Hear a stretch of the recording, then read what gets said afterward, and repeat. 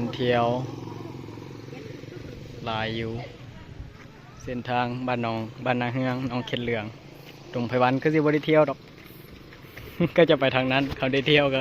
ต้องได้มานาเฮืองหนองเข็ดเหลืองเขาอยากเที่ยวอากาศก็ฝนสิตกอยู่ได้ครึ้มอยู่พัก2-3เทื่อพักฝนขวาพี่สังเกาะห้วยตะบองหาบจากความ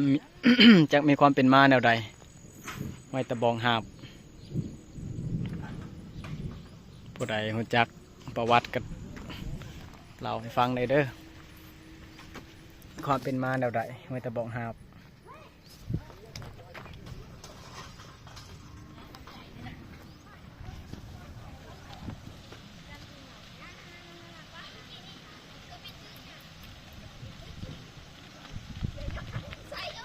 ถ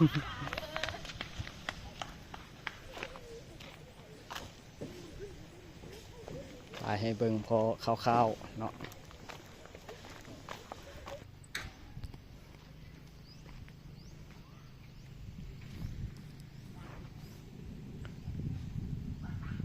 ขัวห้วยตะบองหาบ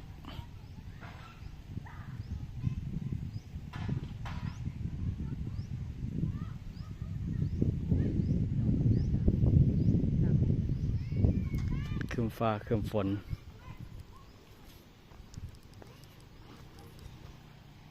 สิคือเพลงแล้วนี่ฟ้าคืมฝนคือคนอมน้อง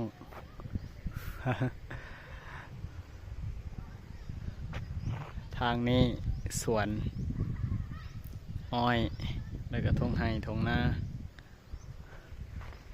ฝั่งนี้ก็ทุ่งไห่ทุ่งนาถ่ายเบิ่งคร่าวๆพอปันนี่ละกลับสู่นครท่าแขกคือเก่า